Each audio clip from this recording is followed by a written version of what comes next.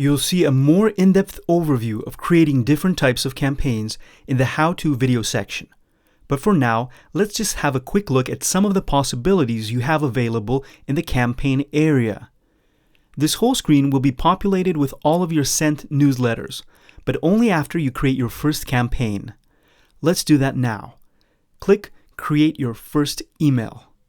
Oh, and by the way, we use the words campaign, email, and newsletter interchangeably in MailerLite.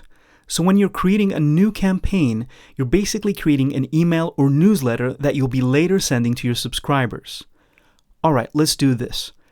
Every time you click the Create New Campaign button, you'll have the option of choosing different types of campaigns.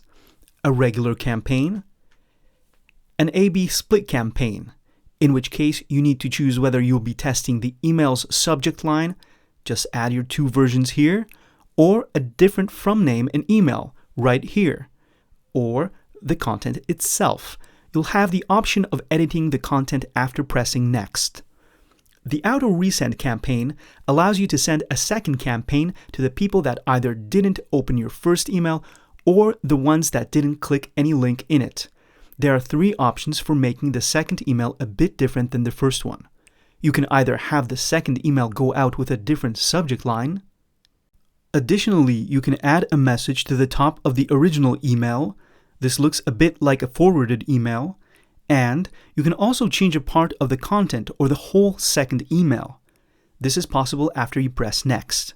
The RSS campaign allows you to pull your newest posts from your blog and send them to your subscribers.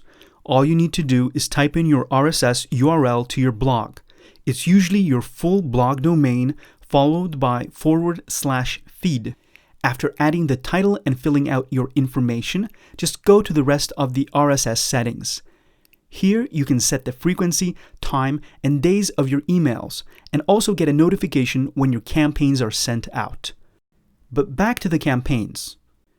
Oh look, the campaign screen has now changed. The RSS test campaign has been auto-saved and is in the drafts folder. Let's leave it there and just start a new campaign again. And let's go with the regular one. Add a title, an emoji, and some personalization. The name that will appear in the From field, and let's just leave the email and language unchanged. And now to the content area. Here you can choose either one of our ready-made templates. Please remember that you can't change some of the fonts and styles in these. Or you can just go basic.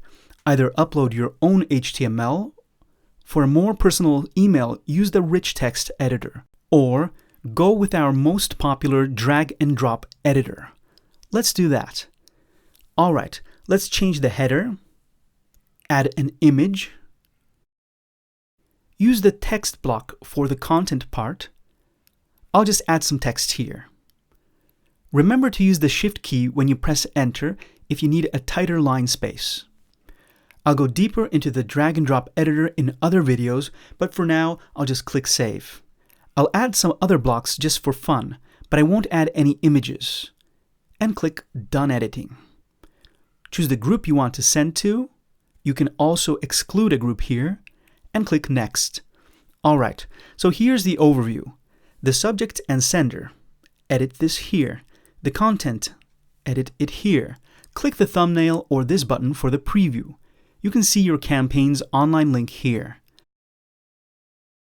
The test button, and the plain text preview and edit options, and of course, your recipients. Press Next when you're done. Set to send now or later. Choose the date, time, and time zone if needed.